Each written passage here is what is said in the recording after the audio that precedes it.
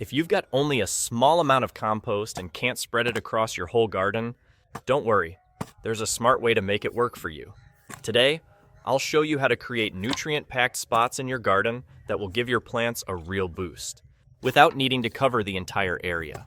This is perfect if you're planting seedlings or seeds and want them to get the best start. First things first, choose the area where you want to plant. This could be a section of your garden, a raised bed, or even a big container.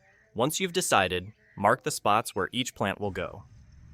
Keeping a good distance between each mark is important so your plants have room to grow and don't compete for nutrients or sunlight.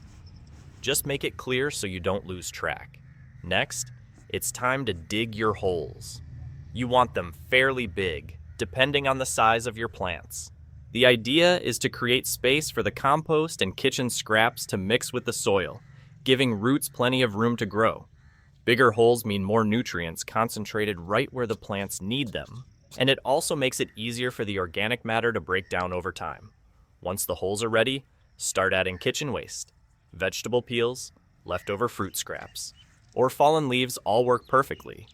These scraps will slowly break down and release nutrients like nitrogen, which your plants will love.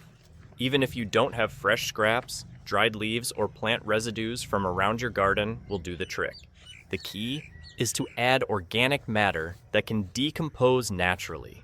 What's the biggest challenge you face when trying to improve your soil fertility? After that, sprinkle a little bone meal on top of the kitchen waste. Bone meal is fantastic for helping roots grow strong because it's rich in phosphorus and calcium. If you don't have bone meal, you can use wood ash instead. It adds potassium and can slightly improve your soil's pH. But if you have neither, don't stress. The holes will still be packed with nutrients thanks to the organic material underneath. Now cover everything with a bit of compost. Even a small amount makes a big difference when it's concentrated in one spot. If your compost is running low, covering with the same garden soil is fine. The important thing is to create a mini nutrient zone in each hole that your plants can thrive in. Once your holes are prepared, you can plant seeds or seedlings right away. Or you can wait a week or two. Waiting allows the organic matter to start decomposing and gives your plants a richer environment when they go in. Give each hole a good watering. Moisture is what kickstarts decomposition, helping the scraps and compost turn into nutrients faster. Make sure the water reaches the bottom of the hole so everything breaks down evenly. Remember where you made these enriched spots? Since not every part of your garden has this extra boost, keeping track will help you monitor growth and provide extra care if needed, like additional watering or mulching. These nutrient-rich pockets will support strong roots, healthier leaves, and better overall growth, even if the surrounding soil isn't as fertile. This method is simple, doesn't need much compost, and really lets you stretch your resources.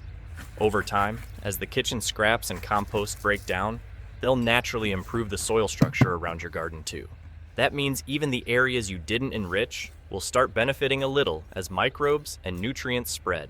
So, if you've been worried about not having enough compost to cover your entire garden, this is the way to get the most out of what you've got.